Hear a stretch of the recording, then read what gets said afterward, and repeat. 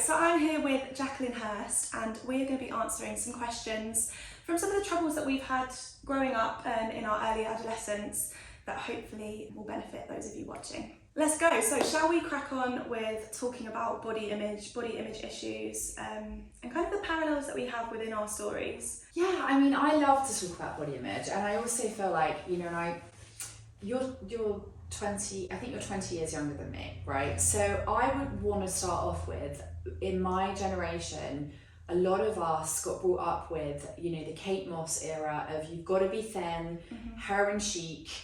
We didn't really have we didn't really have social media. We had Vogue magazine, and that was it. And I would look at these pictures on Vogue magazine and be like, wow, these women are like unbelievable, and I need to be that. Along with all the other stuff, right? Like, school stuff and blah, blah, blah. But we'd also been sort of conditioned by our mothers and our mothers' mothers and our mothers' mothers' mothers. And it was very much about, you've got to be thin, you've got to be thin. And thin equals a woman being in control, thin equals you've got your life together. What is great about your generation is that there is more and more women saying, actually, no, I didn't need to do that and I didn't need to be that, thank you very much. And there's this huge body positivity movement, which my generation never had. So of course that, people are still struggling, but there's also this sort of wave of new conversation happening of like, we don't have to do that anymore. As tough as it is to grow up with social media, the fact that it's now being used in such a positive way. I grew up just before Instagram. It was kind of the early stages of Facebook. There was something called Tumblr. It was so pro eating disorder. It was such thin, unattainable women that looked unhealthy that we idolised. And I remember sharing images with my friends and being like, look how thin this girl is, look at her thigh gap, look at the way her legs don't touch. The thigh gap, I remember Which that. some people naturally have, but for majority of us, it's not possible and it's not sustainable long term. So the fact that there is this new wave and it's showing a different kind of body type that is far more sustainable long term, I think is so powerful. It's such a spider's web of unpacking all of these things, of why you're doing what you're doing, and learning to find, acceptance around yourself, your body, your food, letting go of restriction, all the things that we've been told, diet, and actually what you've got to do is the opposite. It's such a journey, isn't it? That's what I'm trying to say. But I do believe in full recovery. Like, I 100% believe that you recover from an eating disorder. You don't have to be a recovering person. Do you agree with that? 100%. And I think sometimes when stresses arise or that anxiety kind of kicks in again, I think you can go back to your default setting where maybe your thoughts go to restriction or to controlling what you can control, but it doesn't mean that those thoughts win. Right. I think sometimes they can creep in, but you can be like, oh, that's not who I am anymore. Right. And I think that is also where strength lies as well. Yeah. I think sometimes we think we need to be this completely blank canvas where none of those dark thoughts or voices come in. But actually the power is recognising them and saying, I'm not that person anymore. This is old behaviours and old learned beliefs. Totally. Sometimes those emotions do those things and you're absolutely right. You have the thought and you go, okay, I'm just not that person anymore. But my point is, the more that we do that, we don't even think about doing it. I am a believer that what we think about in our brain creates how we feel, and how we feel then creates what we do or what we don't do, right? So if we're not feeling motivated, I guess the question is, what are you thinking, right? Because you're obviously having negative thoughts, which are creating those feelings of maybe insecurity or anxiety or stress, lack of motivation, in which case your actions are going to be nil. So you've always got to go back to the thinking, because it's not really about the actions and the doing, it's more about what's going on in my head. And again, I'm big on pencil and paper. Writing down what you're thinking around this stuff really matters, right? So if you've got some task that you need to do and you're not motivated to do it, it's not the task that's the problem, it's your thinking about the task that's the problem. So that's what I would say, is I'm a big believer of thinking. It's all about your head and what goes on in there and being aware of it. So once you're aware of that, you can flip your thoughts around and then start to feel motivated and then get it done. We're not motivated to clean our teeth in the evening. It's come from practice, it's come from habitual doing. And I think my biggest tip in terms of motivation is starting really, really small. I think there's a lot of people that get overwhelmed when you see, I don't know, maybe a 25-minute HIIT class or a 30-minute run, but there's so much benefit in going for a 5-minute walk consistently to the point where it feels easy, it feels enjoyable, and then you can increase from there. I think especially with social media, there's so much pressure to do the big things. So true. And to constantly strive to grow and do more, where actually we're forgetting back to basics. We've just been taught every evening, every morning to clean our teeth for 2 minutes. And now we do it without thinking. And I think it's down to kind of, it's the same with thinking, practicing those positive thoughts, practicing putting it into place and doing it consistently. What motivates you at the moment? What are you motivated by? That's a really interesting question. I've actually been trying to redefine what success is to me. Because my biggest motivation is to be successful. But if you don't know what that is, then what are you working towards? Absolutely.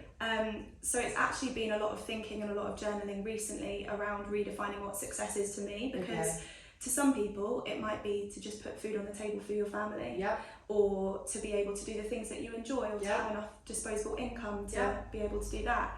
And at the moment, I think I've looked at the things that make me happy in my life. It's community, it's spending time with my family, it's being within that present moment. Brilliant. This is why I love autumn. You walk out in autumn and you're like, oh, look at the colours of the trees, and it stops you in your tracks. Success to me would be to be challenged and to be creative every single day, knowing that whatever I launch or a business or whatever is looking after itself to allow me the time and freedom to spend with my family and the community that I'm just so in love with. So as much as it's success that's motivating me, really, it's my core family, it's my friends, it's my community, and the things that maybe we were lacking during lockdown. You must define success for you, and it's really, really glad you mentioned that. I think it's really clever and very helpful. What about receiving like negative feedback and how we process that? Sure. Should we talk about that? Shall I ask you first? I don't know if I have any answers for that. Okay. Let me ask you. That's definitely going on quick. Just be confident to know what you don't know. We all think we're meant to know everything. Like, I love being the least smart person in the room. Love it, because I get to learn and grow, and I've got no problem like asking questions. What does this mean, and why is that, and blah blah blah. There is so much guilt and shame about there, isn't there? Yeah, but why? I mean, why do we think we're meant to know everything all the time? And I don't know if that goes back to maybe our schooling, when we learn such an array of subjects, and you're expected to be an A-star student in every single one. And if you're not, I know that some of the weaker subjects that I had at school, I felt so stupid, and you say things like, oh, I can't do maths just because you got a C. So I wonder if it's a learned belief from when we're younger, when we have such a broad spectrum of curriculum to consume. Maybe that gets carried into later life. It could be that. Sure. I could be that, but you know, again, it's like we don't have to be perfect at everything all the time, right? We just don't. But I think if we could all learn to be nicer to ourselves, I think that's a really good start to learning anything. But you know, again, it's about being gentle and kind, which is not what we're taught. We're not taught that. We're taught, you know, keep pushing, keep growing, keep harder. It's not the way. I always say you can't hate yourself towards the place you want to be at. You can only really love yourself there. And I'm a really big believer of incorporating that slowness into your life every day in some way, right? Like you've got to do things that you enjoy, that you're working from your soul, feeling authentic. Something where you learn to stop every day is really important. In everyday life, we are all so stressed, and we are all so overstimulated by tech, by other people's opinions, by colleagues, whatever it might be. What would be your best advice for finding stillness when you're in that kind of high arousal stress mindset? I am a big believer of meditation. And I am a big believer that scattered throughout my day, I can do 10 minutes. It's not always possible. It's not always perfect. It's not every day, but I try to do that. Because it's so easy to get stressed, isn't it? Especially, you know, you live in a city and you're running around and you're even if you're not living in a city, actually, life can be stressful. And going inside is really important because it reminds you what is important. Sometimes I say to people, you know, when they're super, super stressed, it's like really good to remember that we're basically specks of dust on a planet going around in the middle of a universe, right? And God knows what's out there, right? Like actually sometimes we can get so enclosed into this problem that we have to stop and remember that, you know, we're always going to be all right. And our brain can take us to the worst case scenario, but we're always going to be all right. Life has a way of working, you know, when you have trust and faith and belief in yourself, that good things happen. I'm a believer that when we are at our lowest and at the bottom, sometimes that's also a beautiful space because it propels us into becoming who we're going to be. We can all do this stuff if we put our mind to it, right? And we have to have self-belief. That's everything. You've got to believe in yourself. I always say to people when they feel like they're having that sort of breakdown space, breakdowns create breakthroughs. And I really do believe that because you've got nowhere else to go. And that is the space where you are at your most open to listening and learning and growing. And there's always a bigger picture going on.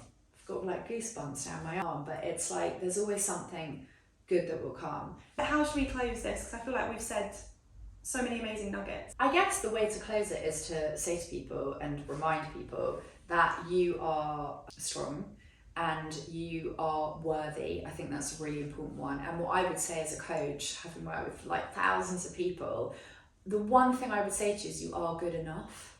And I think a lot of people struggle with not feeling like they're good enough, but I'm here to say to you that actually you are, and that you're the one that decides that, right? Whether you're good enough or whether you're not good enough. It's not for anyone else to decide, it's for you to make a choice to believe that you are and then go out and live your life according to that. Mic drop. Absolutely love it. Mic drop. Mic drop. Boom. Thanks for chatting. I love that. That was amazing. We've like talked about a million different things there.